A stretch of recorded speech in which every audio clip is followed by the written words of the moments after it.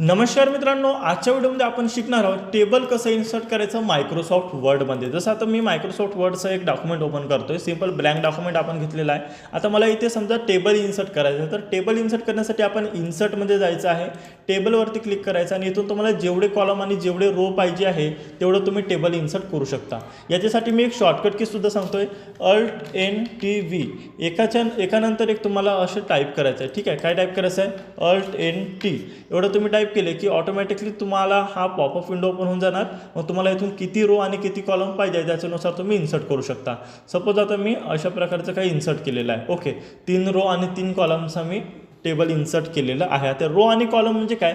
हे जे आडवी लाईन तुम्हाला दिसत आहे हे झाले रो, आणि उभ्या लाईनी जे 3 दिसत आहेत ते तुम्हाला झाले ते आहेत कॉलम आहेत। ओके, आता मला समजा याच्यामध्ये आपण काहीतरी लिहूया, जसं मी लिहितोय सिरियल नंबर। ठीक आहे, इथे लिहिला काहीतरी प्रोडक्ट आणि इकडे लिहिला रेट। ओके, आता बघा हे जे वरची, आता मी सगळ्यात एक महत्त्वाचा ऑप्शन म्हणजे तुम्हाला सांगतो डायरेक्टली, म्हणजे तुम्ही शॉर्टकटमध्ये कशाप्रकारे टेबल क्रिएट करू शकता। या टेबलला डिझाईन द्यायची आहे, तुम्हाला स्टाईल द्यायची आहे, तर तुम्हाला इकडे दिसतं टेबल डिझाईन, याच्यावरती क्लिक करायचं।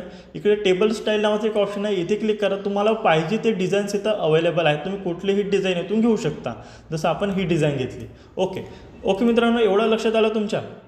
आता बघा टेबल डिझाईनमध्ये परत काही ऑप्शन्स आहेत। इकडे तुम्ही ऑटोमॅटिकली कलर दिलेला आहे। आपण समजा मला हा व्हाईट जो कलर दिसता याच्या ठिकाणी मला एक वेगळा कलर द्यायचा आहे स्वतःच्या मर्जीने, तर तेव्हा काय करणार? बाजूलाच एक शेडिंग नावाचं एक ऑप्शन दिसेल तुम्हाला, शेडिंग नावाच्या ऑप्शनवरती क्लिक करा आणि इथून तुम्ही कलर चूज करू शकता। तुम्हाला पाहिजे ते कलर्स तुम्ही इथून निवडू शकता। एक गोष्ट लक्षात ठेवा, जेवढ्या भागाला तुम्ही सिलेक्ट करता तेवढ्याच भागाला हा अप्लाय होणार आहे।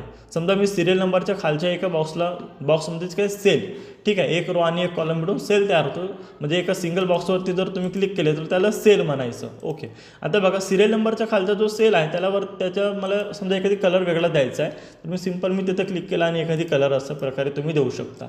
ओके मित्रांनो, तर एवढं आलं लक्षात। त्याच्यानंतर बघा महत्त्वाच्या गोष्टी मी तुम्हाला शिकवतोय। आता समजा मला रेटच्या साईडला परत एक कॉलम पाहिजे आहे, तर तो कशा प्रकारे इन्सर्ट करायचा? तर सिंपल तुम्हाला लेआउटमध्ये जायचं आहे। इकडे तुम्हाला दिसत आहे बघा इन्सर्ट कॉलमचे 4 ऑप्शन दिसत आहे, insert above, insert below, insert left, insert right. Okay, म्हणजे ज्या ठिकाणी तुम्ही आहात त्या ठिकाणाहून तुम्हाला राईट साईडला पाहिजे आहे, लेफ्ट साईडला पाहिजे आहे, खाली पाहिजे आहे की वर पाहिजे आहे, हे तुम्हाला इथून विचारतं। तर सिंपल बघा, आता रेट जो आहे त्याच्या मला राईट साईडला पाहिजे आहे, तर मी काय केलं, इथं क्लिक केलं आणि राईटवरती क्लिक केलं, इन्सर्ट राईट। आता बघा काय झालं आहे, रेटच्या राईट साईडला एक कॉलम काय झालेला आहे, इन्सर्ट झालेला आहे। तुम्हाला दिसत नसणार बरोबर, मी कलर जे आहे ते नॉर्मल ठेवतो। ठीक आहे, नॉर्मल आपण ठेवूया। Okay, done. ओके, आता बघा दिसतंय तुम्हाला आपण राईट साईडला काय केलेलं आहे, टेबल एक कॉलम इन्सर्ट केलेला आहे। आता समजा मला खाली पाहिजे आहे, म्हणजे काय, हे दोनच आहेत, पहिला आणि दुसरा दोनच आहे, मला याच्या खाली पुन्हा एक रो पाहिजे आहे। ठीक आहे, तर काय करणार आपण, इकडे ऑप्शन दिसत आहे इन्सर्ट बिलो, या ऑप्शनवरती क्लिक केलं तर काय झालं की त्याच्या खाली एक इन्सर्ट झाले, मग आपण इथं 3 लिहू शकतो। समजा मला या प्रोडक्टच्या नंतर एक पाहिजे आहे, म्हणजे प्रोडक्टच्या राईट साईडला पाहिजे, तर काय करणार, राईट। ठीक आहे, समजा प्रोडक्टच्या लेफ्ट साईडला पाहिजे आहे, हा जो कॉलम आहे प्रोडक्ट नावाचा याच्या लेफ्ट साईडला पाहिजे, तर काय करणार, लेफ्ट, इन्सर्ट लेफ्ट। ओके, आता प्रोडक्टच्या लेफ्ट साईडला आलेला आहे, म्हणजे तुम्हाला ज्या साईडला पाहिजे त्या साईडला इथं 4 ऑप्शन आहे, तुम्ही कुठलाही ऑप्शन निवडा। ठीक आहे, ज्या साईडला पाहिजे त्या दिशा तुम्ही निवडा आणि इथून इन्सर्ट करायचं आहे। आता सपोज हा बिनाकामाने झालेला कॉलम आहे, मला याला डिलीट करायचं, तर डिलीट कशा प्रकारे करायचं बघा, सिंपल आहे। याच्या साईडलाच तुम्हाला डिलीट नावाचं एक ऑप्शन दिसेल, डिलीटमध्ये गेल्यानंतर 4 ऑप्शन तुम्हाला दिसतंय काय काय तुम्हाला डिलीट करायचं आहे। आता सध्या मला हा कॉलम डिलीट करायचा आहे, म्हणून काय सिलेक्ट करेन, डिलीट कॉलम। ठीक आहे, कॉलमवरती क्लिक केला, आता काय झालं, तो कॉलम जो आहे तो डिलीट झालेला आहे। सपोज मला हा कॉर्नरवरचा जो डब्बा आहे, एक सेल आहे, तो मला डिलीट करायचा आहे, तर डिलीटवरती जायचं, डिलीट सेल या ऑप्शनवरती क्लिक करा आणि सिंपल ओकेवरती क्लिक करा। आता बघा काय झालं, तो जो सेल आहे, एक डब्बा आहे, तो डिलीट झालेला आहे। तर अशा प्रकारे तुम्ही एक सेल आणि एक कॉलम डिलीट करायला शिकले। आता डिलीट रो म्हणजे काय, रो म्हणजे आडवी लाईन। ठीक आहे, हे लाईन मला डिलीट करायची आहे, तुम्ही या लाईनवरती कोणत्याही सेलवरती क्लिक करा आणि हा जो कर्सर आहे ना तुमचा तो कुठल्याही ठिकाणी ठेवा, जसं मी इथं ठेवलं, डिलीटवरती जायचं, डिलीट रो। आता काय झालं, ती जी रो आहे, जी आडवी लाईन आहे ती डिलीट झालेली आहे। ओके मित्रांनो, तर एवढं तुम्ही गोष्ट शिकल्या। तर सपोज समजा मला पूर्ण टेबलच डिलीट करायचं तुम्हाला, तर काय करणार, सिंपल कुठेही टेबलवरती क्लिक करा, लेआउटमध्ये जायचं, डिलीटवरती क्लिक करायचं आणि डिलीट टेबल, तुमचा पूर्ण टेबल जो आहे अख्खा टेबल डिलीट झालेला आहे। तर अशा प्रकारे तुम्ही टेबलसुद्धा डिलीट करू शकता। ह्या होत्या काही, मी अंडूने ठीक आहे, आपण रिटर्न आलेलो होतो, म्हणजे कंट्रोल झेड केलं मी, अंडू आलं. ओके, तर ह्या होत्या सगळ्या काही महत्त्वाच्या गोष्टी ज्याच्यानुसार तुम्ही टेबल इन्सर्ट करू शकता. ठीक आहे, टेबल इन्सर्ट मी एकदा रिवाईज करून देतो. टेबल इन्सर्ट करण्यासाठी Alt+N+T एवढे शॉर्टकट की मी प्रेस केली.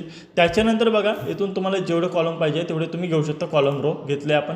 त्याच्यानंतर तुम्हाला काही लिहायचं आहे तुम्ही इथं लिहा. ठीक आहे, लिहिले आपण. प्रत्येक ठिकाणी तुम्हाला जे पाहिजे ते तुम्ही लिहू शकता. सपोज XYZ तुम्ही लिहा. त्याच्यानंतर तुम्हाला जर आता बघा एक महत्त्वाची गोष्ट राहिली आपली, समजा मला हा कॉलम इकडे तिकडे सरकवायचा आहे, छोटा लहान मोठा करायचा. जसा हा सिरियल नंबर आहे, याला मला लहान करायचं आहे, तर सिम्पल इथून असं सरकवून घ्यायचं माऊसने. ठीक आहे, तुम्हाला जसं पाहिजे तसं तुम्ही इथून सरकवू शकता. ओके मित्रांनो, हे महत्त्वाची गोष्ट होती. यालासुद्धा तुम्ही इकडे तिकडे सरकवू शकता खालतीवरती. तुमच्या आवश्यकतेनुसार साईज तुम्ही किती टाईप करता त्याच्यावर अवलंबून आहे, ते तुम्ही छोटं मोठं करू शकता. ओके मित्रांनो, रिवाईज आपण करत आहोत. आपण टेबल इन्सर्ट करायला शिकलो. Alt+N+T ही त्याची शॉर्टकट की होती. Alt पहिलं मारायची, मग नंतर N, नंतर T. ठीक आहे, त्याच्यानंतर आपण टेबलला कलर द्यायला शिकलो, म्हणजे वेगवेगळ्या डिझाईन्स तुम्ही इथून देऊ शकता. त्याच्यानंतर बघा शेडिंग आहे, तुम्ही पर्टिक्युलर एखाद्या कॉलमला द्यायचं, एखाद्या सेलला द्यायचं किंवा एखाद्या रोला द्यायचं, तर एखाद्या रोला वगैरे अशी कलर्स तुम्ही देऊ शकता इथून. त्याच्यानंतर आपण शिकलं लेआउटमधील काही ऑप्शन. जर तुम्हाला राईट साईडला इन्सर्ट करायचं आहे तर राईट, लेफ्ट साईडला इन्सर्ट करायचं असेल तर लेफ्ट, वरती करायचं असेल तर अबाव आणि खाली करायचं असेल तर रो. आता बघा हे एवढे सारे का बरं सिलेक्ट झाले, कारण आपण ते सिलेक्ट करून ठेवले होते. म्हणजे इन्सर्ट याच्यासाठी झाले कारण आपण हा पूर्णपणे टेबल सिलेक्ट म्हणजे कॉलम सिलेक्ट केला होता, म्हणून ते तेवढे झालेले आहे. ओके, 3 तुम्ही सिलेक्ट केले आहे ना, वरती जर केले तर 3च होणार. ठीक आहे, खाली केले तर पुन्हा 3 इन्सर्ट होणार. तर अशा प्रकारे आहे मित्रांनो. त्याच्यामुळे सिंगल करायचं असेल तर सिंगल फक्त क्लिक करून ठेवा, सिलेक्ट करू नका. ओके, तर ह्या होत्या काही आपल्या टेबल इन्सर्ट करण्याच्या महत्त्वाच्या गोष्टी. टेबल इन्सर्ट कसं करायचं, टेबलला डिझाईन कशा प्रकारे द्यायची, लहान मोठं कसं करायचं, डिलीट कसं करायचं, एक्स्ट्रा रो किंवा कॉलम इन्सर्ट कशा प्रकारे करायचं, ह्या गोष्टी आपण आजच्या व्हिडिओमध्ये शिकलो. तर कसं वाटलं मित्रांनो व्हिडिओ, कमेंट करून नक्की सांगा. व्हिडिओ आवडला असेल तर व्हिडिओला लाईक करा आणि अशाच व्हिडिओसाठी आपल्या ठाकरे कम्प्युटरच्या यूट्यूब चॅनलला सबस्क्राईब करा. थँक्यू मित्रांनो.